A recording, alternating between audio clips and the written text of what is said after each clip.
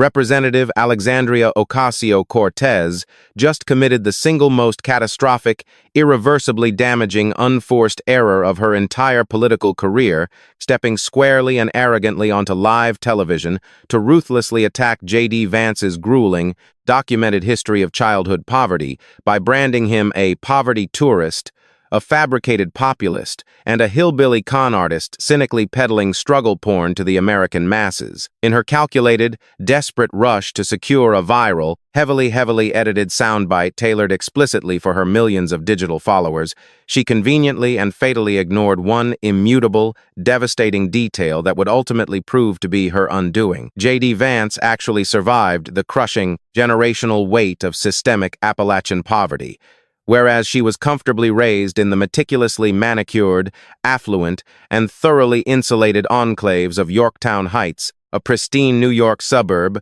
boasting a median household income of $142,000. When the vice president finally responded to her blistering, highly coordinated 15-minute diatribe, he did not raise his voice. He did not slam his fists upon the heavy wooden desk, and he did not resort to cheap theatrical outrage. Instead, he completely dismantled her entire political existence with 5 devastatingly quiet, clinically delivered words that visibly drained the blood from her face and permanently shifted the tectonic plates of Washington politics. Let's talk about your dress. What systematically unfolded over the next hour was not merely a standard, combative congressional exchange designed for the evening news cycle, but rather the most methodical, surgical, and profoundly humiliating evisceration of a political brand ever broadcast live on the unblinking lenses of C-SPAN. A clinical, step-by-step dismantling that brutally exposed the self-proclaimed progressive champion of the working class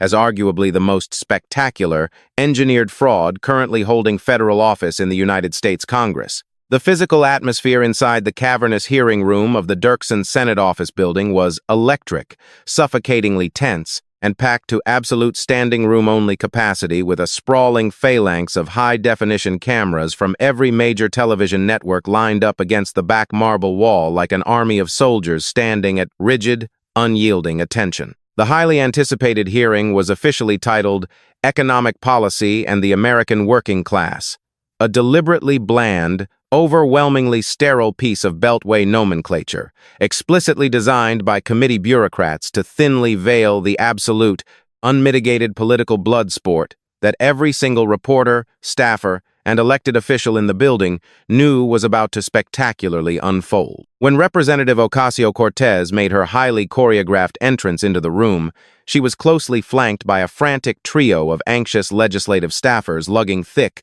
pristine, color-coded binders that would miraculously remain entirely unopened for the complete duration of the impending bloodbath. She was impeccably clad in a sharply tailored, expensive blazer layered over a crisp, immaculate white blouse, the unmistakable, heavily curated, focus group-tested uniform of a modern politician who had meticulously dressed for a high-definition camera lens rather than a substantive, grueling committee debate over complex macroeconomic policy. Taking her designated seat at the sprawling witness table, she confidently adjusted the flexible neck of her microphone with practiced ease and cast a sweeping, triumphant, almost pitying glance up at the packed press gallery, radiating the unshakable, arrogant confidence of a woman who firmly believed she had already written the evening's victorious, glowing headlines in her own mind. High above her, positioned ominously on the elevated wooden dais, sat Vice President J.D. Vance in the presiding chair,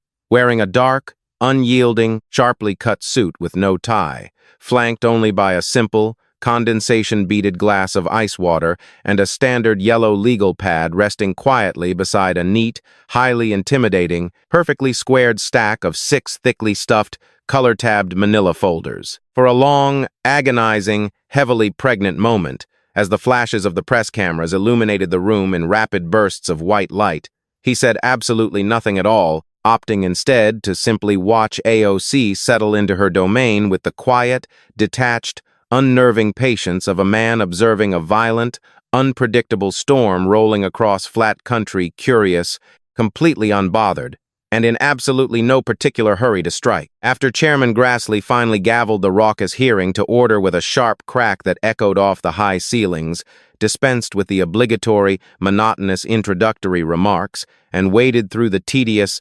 mind-numbing procedural formalities required by Senate rules, he formally recognized Representative Ocasio-Cortez for her opening statement, officially setting the stage for a brutal confrontation that would permanently alter both of their political trajectories and redefine the very concept of congressional accountability. Leaning aggressively and purposefully into the microphone, her voice dripping with practiced theatrical indignation, AOC launched her heavily premeditated offensive with maximum performative outrage, declaring to the room and the watching nation that she wanted to talk about the real working class, not the sanitized, commodified, artificially packaged version Vance allegedly sold to a prestigious New York publishing house for a lucrative seven-figure advance. She allowed a dramatic, highly calculated pause to let the venomous insult breathe in the stifling air of the committee room, fully aware that the gallery was shifting uncomfortably in their seats and the network cameras were pushing in terrifyingly tight on her expressive face. She ruthlessly accused him of making millions of dollars by cynically telling America that systemic poverty is essentially a personal character flaw, that desperate people exactly like his own addicted mother ultimately failed simply because they didn't try hard enough, and that he maliciously weaponized his family's absolute worst, most degrading traumas to claw his way into the very elite ruling class he now so comfortably and unapologetically served. Throughout this blistering, highly personal, unceasingly vicious soliloquy, Vance did not flinch, frown, or offer a single micro-expression of defensiveness. He merely jotted a single, illegible note on his yellow legal pad, his dark eyes never leaving the lined page as she continued her relentless, highly publicized assault. She aggressively attacked his prestigious Yale Law School education, his lucrative tenure working as a Silicon Valley venture capitalist, and his marriage into an elite academic family, attempting to systematically dismantle his blue-collar credibility before culminating in a vicious, escalating crescendo where she explicitly labeled him a cosplay populist and the designated, hand-picked mascot of the billionaire class who was currently parading around the halls of power in working-class drag. Locking her eyes dead onto the red tally light of the central C-SPAN camera lens, bypassing the committee entirely to speak directly to her massive digital base, she delivered her grand, theatrical finale, loudly proclaiming that the hard-working people she represents in the gritty neighborhoods of the Bronx and Queens see right through his elaborate charade, that they know exactly what a real, grinding, soul-crushing struggle looks like, and that they implicitly know a political fraud the second they see one. As she sat back in her heavy leather chair, crossing her arms in an undeniable posture of smug, self-satisfied defiance, she visibly basked in a scattered, localized wave of enthusiastic applause originating from the Democratic side of the gallery, while a young, progressive journalist seated in the front row of the press pit began furiously typing out a pre-written, highly sensationalized headline declaring that AOC had just spectacularly eviscerated J.D. Vance on the issue of working-class hypocrisy. Vance slowly, deliberately set his pen down on the yellow legal pad, letting a suffocating, terrifying, leaden silence stretch across the room for 3 full, agonizing seconds before he finally decided to speak. When he calmly asked, "Are you finished, Representative?" His baritone voice was entirely flat, utterly devoid of any measurable warmth, yet equally devoid of outright hostility or defensive anger. It was simply a lethal, clarifying question that silently signaled the absolute end of her meticulously crafted digital performance and the terrifying beginning of his absolute, undeniable destruction of her carefully curated public narrative. Acknowledging her sprawling 15-minute attack on his childhood background, his family's darkest struggles, and his fundamental integrity, Vance slowly reached for the very first thickly tabbed folder in his intimidating stack, locking his gaze directly with hers as he announced in a voice that carried to the very back rows that if she genuinely wanted to discuss the harsh realities of the working class, they would immediately start with exactly what she was wearing the last time she loudly and proudly claimed to represent their interests on a national stage. AOC's chin lifted imperceptibly, a microscopic expression of sudden, sharp defensiveness that the unblinking high-definition cameras instantly caught and broadcast to millions of viewers watching in stunned silence across the country. Methodically pulling a massive 8x10 glossy color photograph from the first folder, Vance held it up squarely toward the frantic flashes of the press row, revealing AOC at the wildly exclusive, notoriously opulent 2021 Met Gala, draped elegantly in a cascading, custom-fitted white designer gown with the aggressively political words, "Tax the Rich," smeared across the back in blood-red lettering, standing triumphantly against a glittering backdrop of flashing paparazzi bulbs and elite Hollywood celebrities. He methodically and coldly laid out the undeniable, horrifyingly hypocritical facts of the evening. The 13th of September 2021. At a closed-door event at the Metropolitan Museum of Art, where entry tickets cost a staggering, unfathomable $35,000 per person, she proudly attended wearing a custom-designed gown crafted by luxury designer Aurora James. The dress explicitly said, "Tax the Rich," but the exorbitant ticket price screamed, "You are the rich," Vance stated, his voice slicing through the tense, heavy air of the committee room like a surgical scalpel. When AOC instinctively leaned forward and desperately tried to interject, attempting to deploy her standard, well-worn defense that the gala was merely an unprecedented platform to deliver a vital, necessary political message to the ruling class, Vance cut her off with surgical, ruthless precision, his voice rising just enough to completely overpower hers, stating unequivocally that while the political message was indeed painted on the back of the dress, the breathtaking, inexcusable hypocrisy was the act of actually wearing it while rubbing elbows with billionaires. Setting the glossy photograph aside with a dismissive flick of his wrist,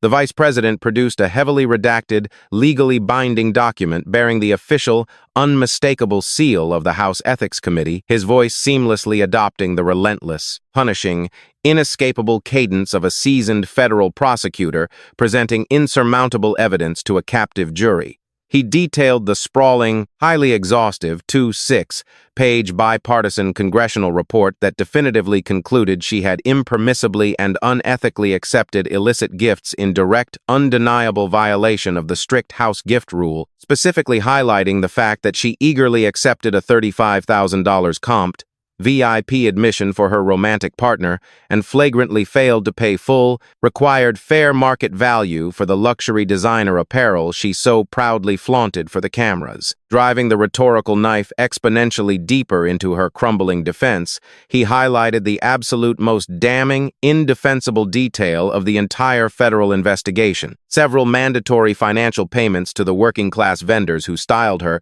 were significantly, inexplicably delayed and did not actually occur at all until long after the Office of Congressional Conduct formally and aggressively launched a sweeping ethics investigation into her finances. You didn't pay your outstanding bills until someone with a federal badge started asking hard questions. That is not an administrative oversight, Representative. That is a deeply ingrained behavioral pattern, he declared, completely and utterly neutralizing her weak, stammering defense that she had proactively tried to comply with the complex rules by sharply reminding her that despite her alleged post-scandal efforts, the bipartisan committee still formally ruled that she overwhelmingly and embarrassingly violated the ethical standards of the House. Reaching deeper into his vast, heavily prepared arsenal, he pulled out a second, much thicker stack of documents distinctly marked with glaring yellow tabs indicating official Federal Election Commission campaign filings, ruthlessly shifting his intense focus from the performative glitz of the Met Gala to her astonishingly hypocritical, highly extravagant personal spending habits that directly contradicted her socialist branding. He spread the dense financial disclosures across his section of the elevated dais like a fortune teller laying out tarot cards spelling absolute,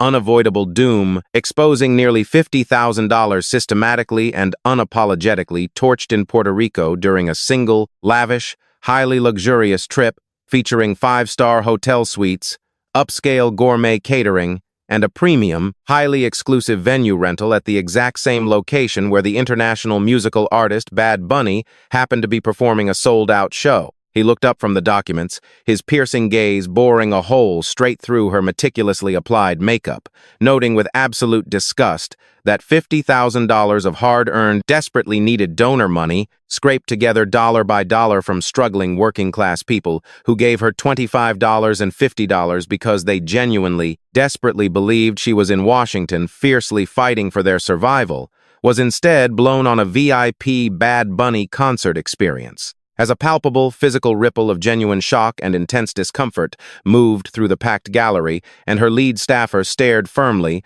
unblinkingly at the carpet in utter, profound humiliation, Vance relentlessly ticked off the remaining extravagant items without ever once needing to consult his copious notes. The $14,000 Vanity Fair cover shoot outfit, the $59,000 luxury Tesla manufactured by a controversial billionaire she had publicly and repeatedly called a direct, existential threat to American democracy, the sprawling luxury apartment located in one of the most high-end, exclusive districts in Washington, D.C., and the persistent, heavily documented first-class flights taken while she was simultaneously, aggressively lecturing her working-class constituents to drastically reduce their own carbon footprints by taking public transit. Closing the thick folder with a definitive, echoing snap that rang out like a gunshot in the silent room, Vance leaned aggressively forward, directly addressing the core, personal nature of her vicious opening attack with a sudden, chilling, bone-deep intensity that commanded absolute,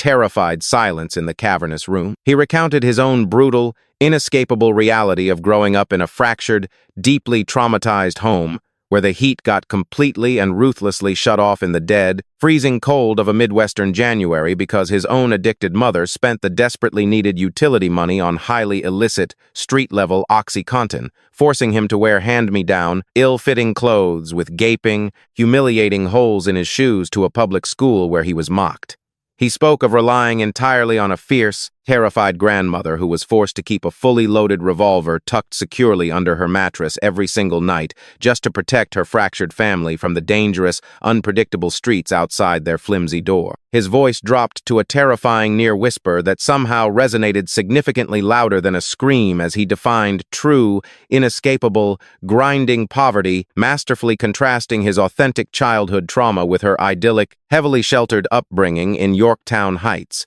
a picturesque, tree-lined community surrounded by a median household income of $142,000 a year. I laced up heavy combat boots and deployed to the war-torn deserts of Iraq. You strapped on a customized, tax-the-rich designer dress to infiltrate a $35,000 elite society party, and then you had the absolute, unmitigated audacity to walk into this historic room today and call me a fake populist, he stated, the words landing like heavy blows, taking a slow, deliberate, highly agonizing sip of water from his glass before pivoting seamlessly and terrifyingly to the devastating, legally perilous reality of her campaign finances. Opening the second, vastly thicker, heavily scrutinized folder, Vance extracted a massive, professionally printed, highly complex flowchart diagram, a dizzying, intentionally confusing web of political organizations, massive political action committees, and obscure limited liability companies,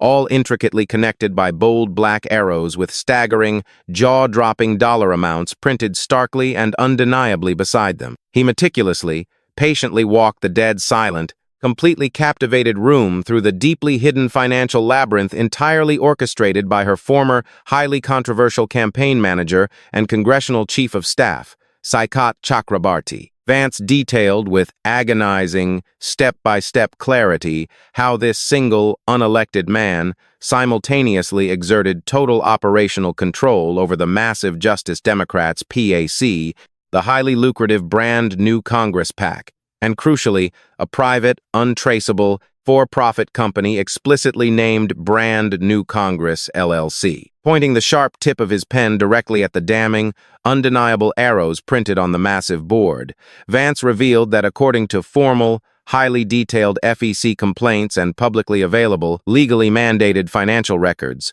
an astonishing, highly suspicious $885,000 flowed sequentially, quietly, and deliberately from the two heavily regulated PACs directly into the private, for-profit LLC, conveniently and legally classified under the incredibly vague umbrella term of strategic consulting. He explained with brutal, condescending clarity to the assembled press that an LLC, unlike a heavily monitored, strictly regulated political action committee, is not legally required by federal law to report a single, solitary dime of how it actually spends its money, making it a complete, impenetrable, highly convenient black box for moving massive amounts of political cash entirely out of the public eye, citing a highly respected, former Federal Election Commission commissioner who publicly and unequivocally concluded there was more than enough concrete, undeniable evidence to justify a sweeping, highly invasive civil investigation and ample, terrifying grounds for the United States Department of Justice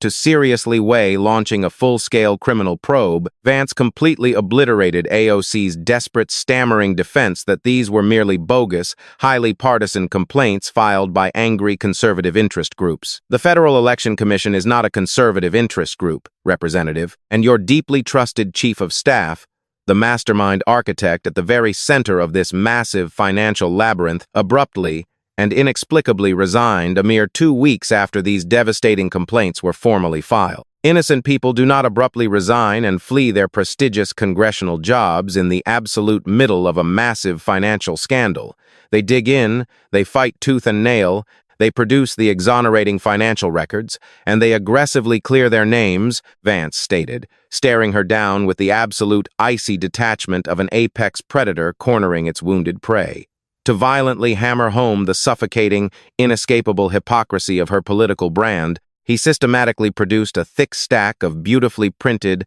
poster-sized boards displaying AOC's own self-righteous, highly aggressive tweets about the inherent evils of dark money, placing them directly beside the damning FEC flowchart so every single camera in the gallery could flawlessly capture the breathtaking, undeniable contradiction in a single, devastating, career-ending frame. He forcefully reminded her of her own exact words typed in 2019, proudly declaring to her millions of followers that the American people absolutely deserve to know exactly who is funding their elected representatives, and pointing out with ruthless efficiency that she had quietly engineered a bespoke, highly effective dark money machine that functioned exactly like the shadowy corporate lobbyists she relentlessly attacked on cable television. When AOC desperately pressed both hands flat against the wooden table, her knuckles turning bone white as she visibly struggled to maintain her rapidly crumbling composure,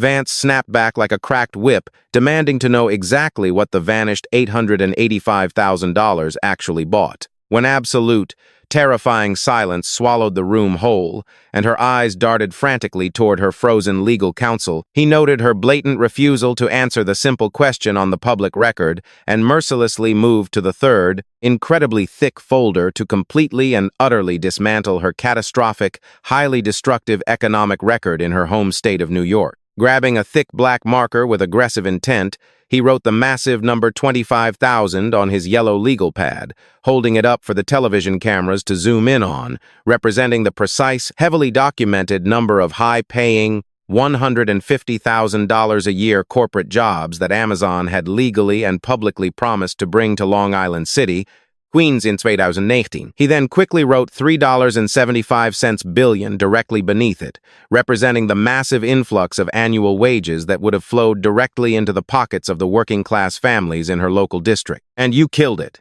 he stated flatly, his voice echoing in the dead air. When AOC instantly bristled, her face flushing bright red with defensive anger, as she desperately attempted to defend her deeply controversial stance by claiming she heroically and bravely opposed $3 billion in egregious corporate welfare, Vance calmly, methodically educated her on the fundamental mechanics of basic municipal tax incentives, explaining as if speaking to a child that it was absolutely not a blank, physical cash check withdrawn from a municipal vault, but entirely future, localized revenue that the city had strategically agreed to slightly discount in direct exchange for completely transforming the local, working-class economy for generations to come. He brutally cited her own Democratic governor, Andrew Cuomo, who publicly and angrily called her progressive interference the greatest, most devastating tragedy he had ever witnessed during his entire time in state government. And then Vance relentlessly revealed the grim, undeniable aftermath. Amazon immediately packed up their plans. The 25,000 generational, life-changing jobs vanished into thin air, and mere months later, the corporate giant quietly opened a much smaller, highly exclusive corporate office in a vastly wealthier, heavily gentrified part of Manhattan with just 1,500 jobs and absolutely no grand deal for the city. scribbling the brutal, unassailable math on his yellow pad, a catastrophic, unmitigated 94% reduction in promised jobs for the working class. He held up a massive, blown-up screenshot of AOC's incredibly tone-deaf, highly celebratory tweet, cheering the corporate retreat as a massive victory for the people. He systematically and brutally dismantled her ideological crusade by reading devastating, heavily researched localized data directly from the Queen's Economic Development Council, irrefutably proving that local, minority-owned small screaminesses, screamin' Croblake, screaming her district suffered a catastrophic 31% drop in projected baseline revenue.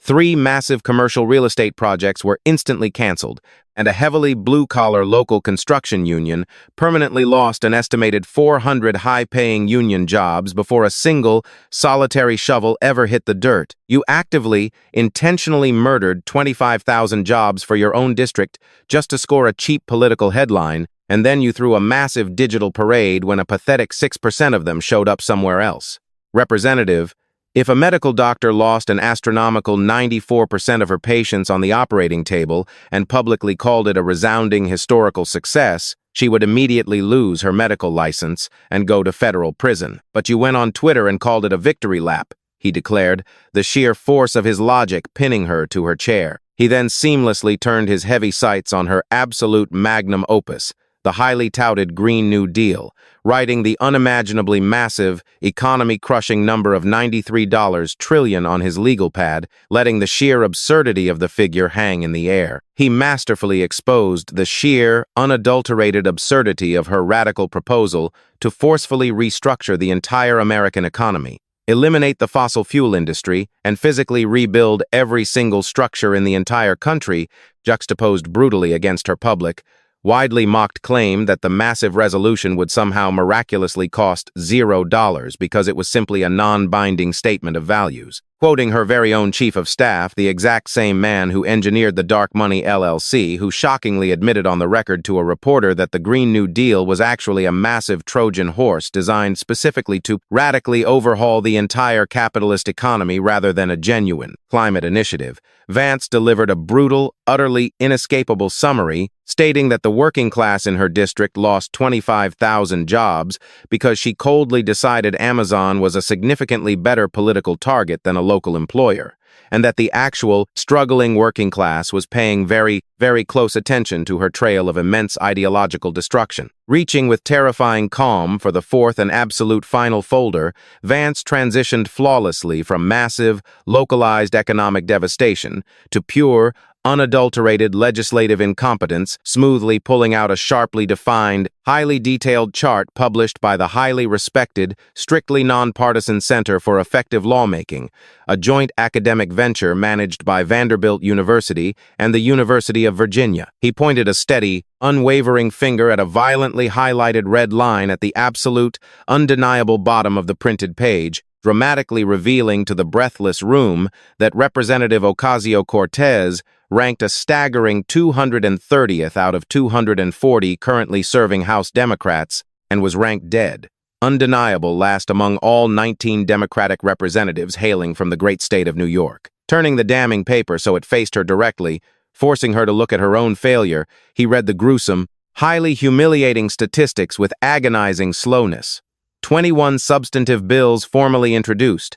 Absolute Zero received any sort of action in committee, Absolute Zero reached a standard floor vote, and Absolutely Zero ever became binding law. He then grabbed his marker and wrote 3 brutal, heavily contrasted lines on his pad, visually contrasting her staggering 13 million Twitter followers directly with her Absolute Zero passed laws, stating with dripping contempt that she possessed a vastly larger daily audience than most prime-time cable news television networks, yet somehow managed to produce less actual, binding legislation than an unknown, completely anonymous first-term backbencher from a rural district no one had ever heard of. When AOC's jaw visibly tightened in sheer, unadulterated fury as she desperately, weakly argued that she had successfully pushed vital, necessary national conversations on the issues of climate change and healthcare equity, Vance repeated the word conversations with a suffocating, terrifying flatness, letting the utter uselessness of the word hang in the air like a hangman's noose. He mercilessly cited the highly respected academic professor who authored the exhaustive study,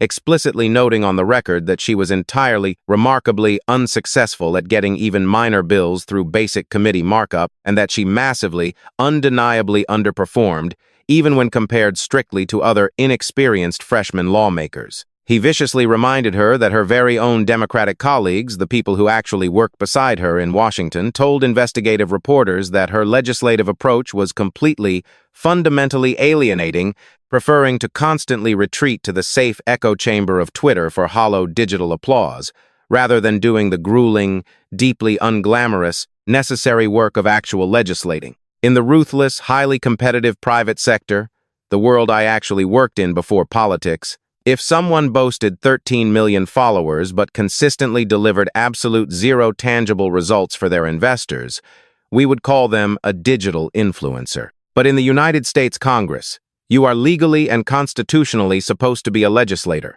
Legislation that never, ever passes isn't public service. It is purely digital content designed for engagement. Angry, highly partisan press releases are absolutely not policy. They are just cheap marketing. And a catastrophic, unmitigated 0% legislative success rate isn't a political record, it's a glowing resume for a completely different job, he stated, entirely, fundamentally unimpressed by her desperate, heavily manufactured claims of successfully moving the theoretical Overton window of political discourse. Shifting gears to the final, most incredibly delicate, yet profoundly devastating section of his coordinated attack, Vance's tone underwent a chilling, highly calculated transformation as he brought up the deeply sensitive topic of the 6th of January 2021. The sprawling, packed room went dead, terrifyingly quiet as he solemnly and unequivocally acknowledged the dark, violent reality of the riot, aggressively condemning the violence without a single partisan reservation or political caveat,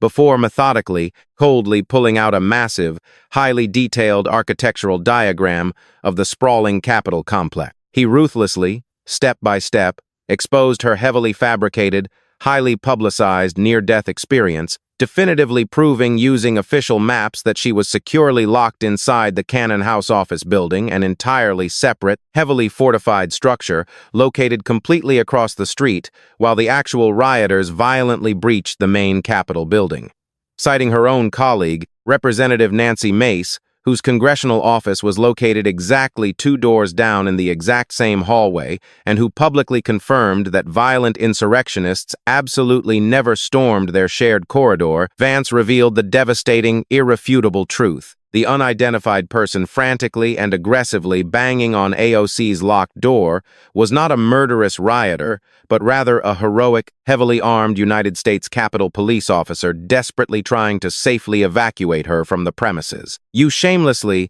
maliciously took a heroic police officer who was desperately, bravely trying to do his sworn job, and you weaponized his actions into a highly fabricated, incredibly lucrative near-death experience. And you maliciously used that heavily dramatized, heavily edited story for 3 consecutive years to endlessly build your political brand, to ruthlessly fundraise off your terrified supporters, and to intentionally generate tens of millions of lucrative views on social media platforms, Vance declared, his voice ringing with absolute, unvarnished disgust. When AOC's eyes began to heavily glisten with furious, highly defensive tears as she yelled into the microphone about receiving daily, horrific death threats simply for existing as a progressive woman of color, Vance calmly, professionally validated the dark reality and severe criminality of those threats without giving a single, solitary inch of political ground. He stated plainly, looking directly into her tear-filled eyes, that the very real, very disgusting threats against her physical safety do not magically make her terrible legislation any more effective. They do not miraculously turn zero-passed bills into actual, binding law. They absolutely do not bring back the 25,000 lost union jobs to the Bronx and Queens. They completely fail to explain where $885,000 of untraceable dark money disappeared to, and they absolutely, fundamentally do not alter the basic geographical fact that she was hiding in a completely different building during the riot. Closing the final, massive folder and forcefully pushing all the sprawling, insurmountable evidence aside, Vance deliberately removed his reading glasses, stood up to his full height, and planted both of his hands firmly on the heavy wooden desk, delivering a towering, entirely unscripted, utterly devastating monologue that completely and permanently shattered her remaining, rapidly crumbling political defenses. He masterfully contrasted his highly authentic, grueling, heavily documented working-class upbringing in a hollowed-out Rust Belt town devastated by brutal factory closures and the horrific opioid epidemic directly against her wealthy, highly insulated, idyllic suburban childhood. He sharply contrasted his heavily fact-checked, widely read memoir against her shady, completely untraceable shell companies and dark money pact. He aggressively contrasted his honorable military deployment to the incredibly dangerous combat zones of Iraq against her glamorous, highly hypocritical cosplay in a custom designer dress rubbing elbows with elites at a billionaire's gala. He brilliantly summarized her entire political existence as a highly predictable, incredibly toxic cycle of loudly announcing a lofty, progressive moral principle, flagrantly violating it behind closed doors, and then instantly, viciously smearing anyone who catches her as a rabid racist or a deranged sexist. You confidently marched into this room today to publicly expose me as a monumental, right-wing fraud, but the mountainous, irrefutable evidence categorically proves to the entire world that the real, absolute fraud is sitting right down there at the witness table, not up here on the dais, he whispered, his highly resonant voice commanding the completely paralyzed room with terrifying, absolute authority. He laid bare her absolute, undeniable failure as a dedicated public servant, stating unequivocally that her heavily manufactured brand was morally, financially, and politically bankrupt, before calmly, deliberately taking his seat and announcing to the stunned chairman that he had absolutely no further questions. The absolute, deafening, and suffocating silence held for 6 agonizing seconds before Representative Ocasio-Cortez, her meticulously prepared, color-coded binders, utterly untouched and completely useless, desperately requested an emergency recess and fled the hearing room, ignoring the frantic, overlapping shouts of reporters as the sharp click of her expensive designer heels echoed against the cold marble floors, while her shell-shocked staff instantly closed ranks around her like a protective shield, and her visibly shaken chief of staff meekly informed the stunned committee she was unavailable for the remainder of the session. J.D. Vance methodically packed his damning folders, finished his glass of water, and walked out in calm, terrifying silence, leaving behind an unprecedented political apocalypse. The shockwave that followed was instantaneous and utterly apocalyptic. Vance's devastating on-the-spot math calculating the loss of 25,000 working-class jobs and his highly lethal combat boots versus designer dress monologue fundamentally shattered the internet, racking up 45 million organic views in mere hours. The undeniable phrase, "zero bills," violently trended globally across all platforms, and a completely blank parody account mocking her non-existent legislative record horrifyingly amassed 800,000 highly engaged followers in just 48 hours. Even the mainstream media establishment could not shield her from the fallout. CNN's Jake Tapper grimly called it the single most surgical dismantling of a political brand in his entire journalistic career,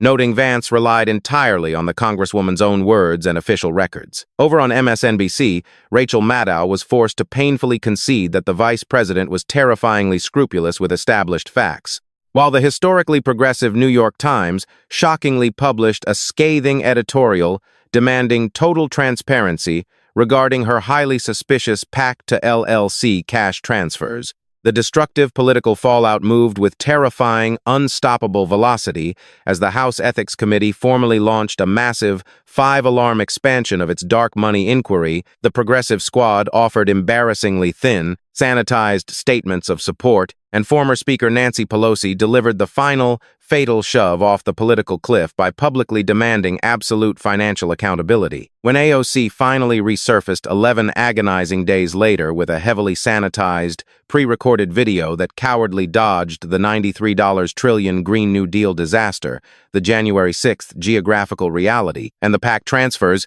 the electoral bleeding only accelerated. This catastrophic display of weakness paved the way for Elena Vasquez, a razor-sharp CPA and first-generation Dominican-American from the South Bronx, to launch a brutal primary challenge that miraculously raised $3.8 million in its very first month, successfully stripping away crucial local union endorsements and sending AOC's once untouchable approval ratings into a catastrophic 2-1 point freefall among reliable older voters. Yet, the true, heartbreaking devastation of this historic reckoning was felt miles away in the quiet neighborhoods of Queens, where a deeply exhausted woman named Maria Chen sat in a cramped apartment, having permanently lost her beloved local bakery when AOC single-handedly destroyed the Amazon HQ2 deal. Watching Vance expose the 94% job loss on her tiny television, Maria calmly turned off the screen and whispered to the empty room, 25,000 jobs.